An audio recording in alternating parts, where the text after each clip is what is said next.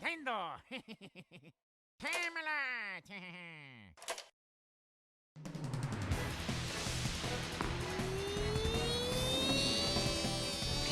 Oh! Yours!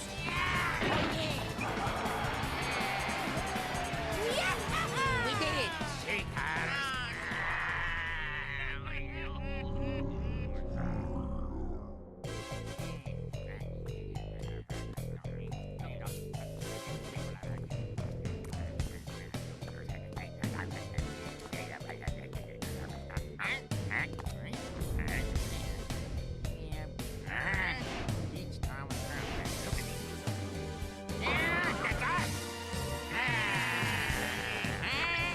Take this, Mr. Eyeballs! Give me that!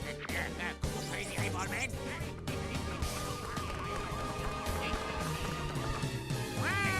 Uh-oh, run away!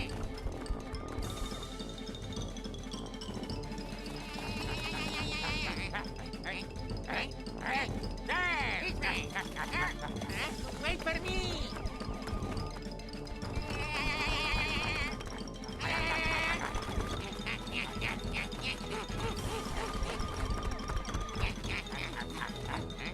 In here!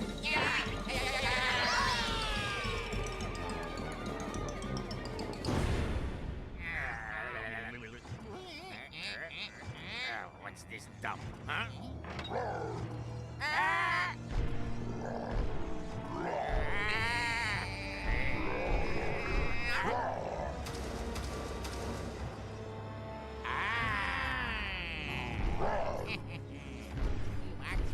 Oh, shut up!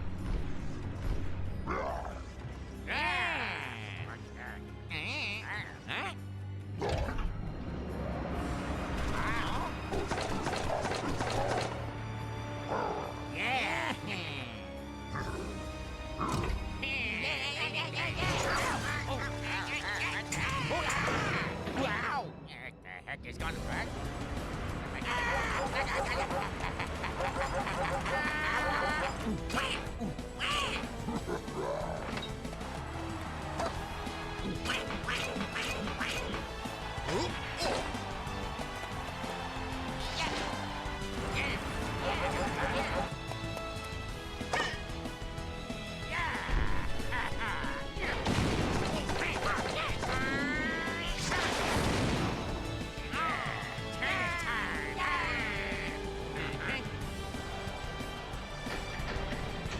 Time for the final.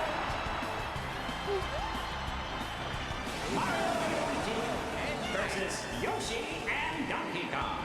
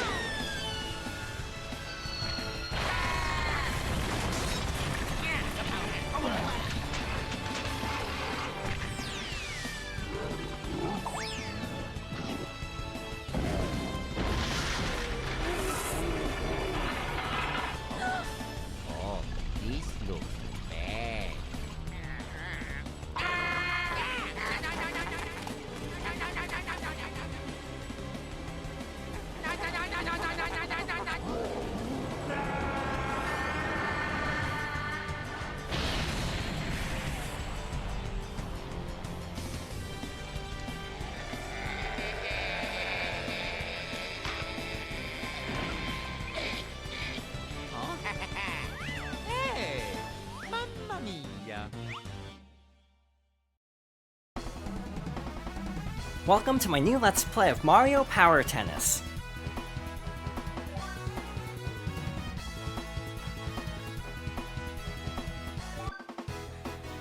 This is one of my favorite Mario sports games, so I wanted to go through it and highlight what makes it so special. For this playthrough, we'll be focusing on the tournament mode. We'll be playing as Mario to start out, and we have an option between singles and doubles mode, but we'll be sticking with singles mode for this playthrough. There are 3 tournaments in total, so we'll be starting the World Open with the Mushroom Cup.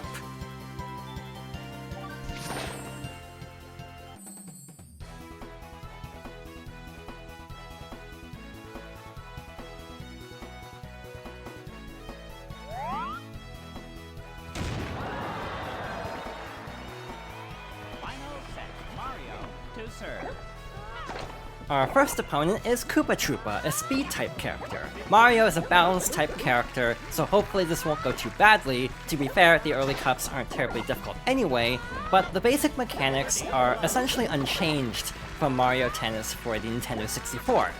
So A performs a top spin shot, B performs a slice, A then B performs a lob, and B then A performs a drop shot. You might notice these stars on the ground. If you stand in one of the stars and press A and B together, you can perform a smash shot. We also have the game's namesake, Power Shots. So you might notice that the character's rackets will start to glow, which means you can perform a power shot by holding R and pressing either A or B. If you press A, you'll perform an offensive power shot, and B will perform a defensive power shot. Offensive power shots have various attributes. For example, Mario's involves hitting the ball with a hammer, and basically if the opponent receives it, it'll knock them back. Meanwhile, defensive power shots are simply designed to get you to the ball in order to retrieve it a little bit more easily if it's out of range. So it's a very interesting change from the previous game. But that was a pretty smooth first match.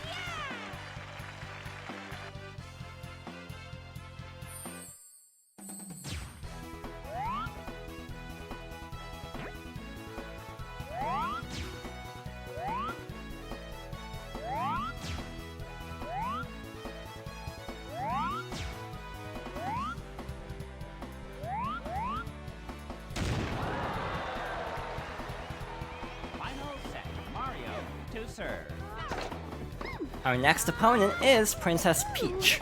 It's also worth mentioning that based on standard tennis rules, you do have different rule sets involving scoring. So this is a one-set match.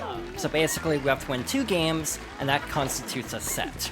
Later on we'll be having multiple set games, so we'll have to basically win 2 games per set. There are other rule sets, I'm pretty sure, in the exhibition mode, where you can change the amount of games per set as well. I'm not really sure how scoring in tennis works in terms of how they actually quantify scoring. I've always been confused by why the score goes 15 to 30 to 40, and then if you win after 40, then you win the game. Also, it's worth mentioning that if both players have 40, basically the next person to score enters an advantage state, and then if that person wins again, they'll win the game. There's also a tie-break rule set where basically you have to be the first to 7 in the circumstance where both players have won 2 games each. So it's a very interesting game. Again, I never really understood tennis as a kid, but I just thought it was a fun game, and I played this game a ton growing up.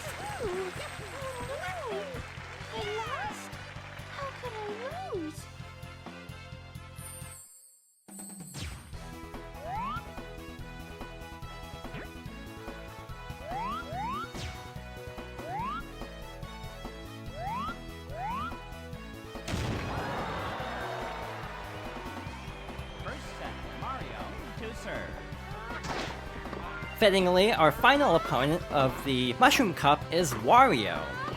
It's also worth mentioning that the different cups in tournament mode actually take place on different courts, but we'll see that as we move on to the next one.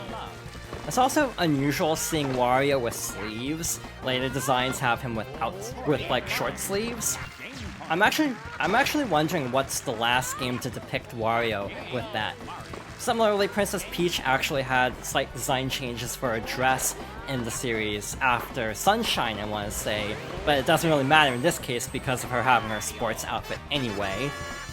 That's Wario's defense special. In general, a lot of the defense specials, while they will retrieve the ball, they do set the player up for having a hard time returning it later on. Basically, oftentimes you will end up giving your opponent a star, setting them up for a smash shot, which is not great. So in general, it's best to avoid having to use defensive shots if possible. Also, there are boundaries where if you hit the ball, it will count as out. It's also worth mentioning that I have been skipping replays. Except for the last round, you can skip the replays, and also if you press B, it'll actually show the replay from a different angle, which is kind of nice. I haven't actually used any power shots so far, I'm pretty sure. In general, this first cup, as you'd expect, is not too difficult, but we also have our first multi-set game. It's also worth mentioning that if you press A or B again when serving, when the ball reaches its highest point, you'll basically serve it more strongly, hence the nice shot earlier, and that is obviously preferable. It's also worth mentioning that with the opening movie of the game, Wario's offensive power shot is actually based on that, and I don't know if we'll be seeing it in this cup because in general, the AI tends to not use offensive power shots much until later on. They mostly rely on defensive power shots from what I recall. But yeah, I remember playing this game a ton. I definitely feel like this was my favorite childhood Mario sports game, so to be fair, I didn't grow up with the Game Boy games, for example, and those were actually RPGs in a lot of cases.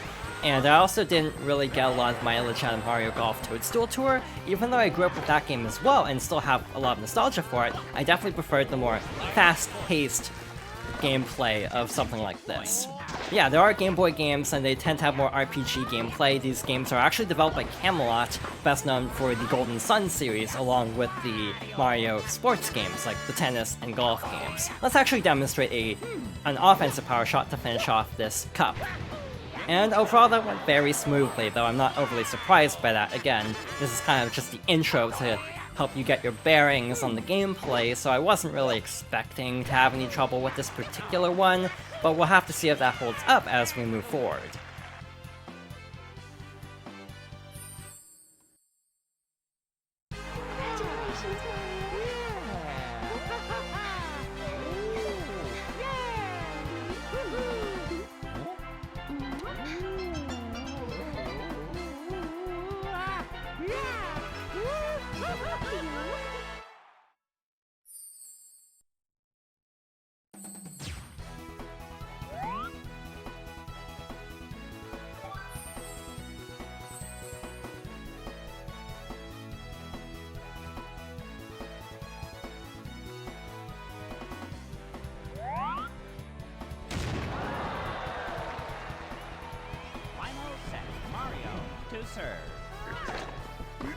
For the Flower Cup, we now have a clay court. The properties of the ball are slightly different depending on the court type, basically how it bounces and its overall speed. Fittingly enough, we have another rival with Donkey Kong. So obviously his special involves tossing a banana like a boomerang to retrieve the ball, and his offensive special involves a cannon. It's very interesting how much personality they injected into each character in subtle ways in all of these early Camelot games. One of the major complaints about the Mario series in its current state is how sterile some of the character portrayals tend to feel in a lot of games, and it definitely feels like the GameCube era is remembered fondly because of how unique a lot of the characters were in this era. Again, the little winning animation with Mario and Peach is very charming, but also the opening cutscene is very iconic, just from how, one, it's like a 5-minute opening cutscene for a tennis game of all things, but also how much personality there is and charm with Wario and Waluigi, for example. And we're already at match point for our first cup of the Flower Cup, and that's game. Again, this early part of the tournament mode shouldn't be too bad.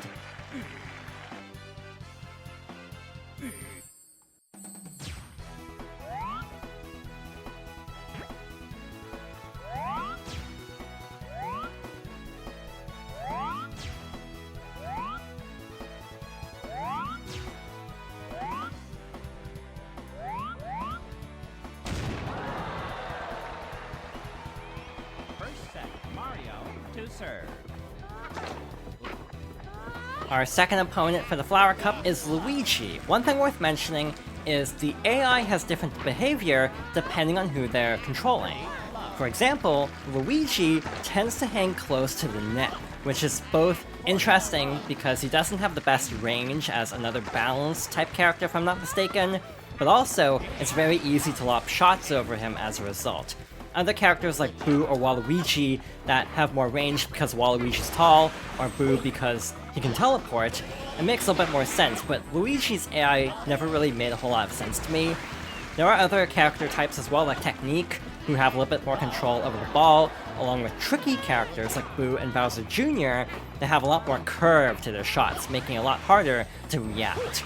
And obviously you have power characters like Bowser and Wario, who aren't as mobile, but can really launch the ball quickly, so you have to be aware of that.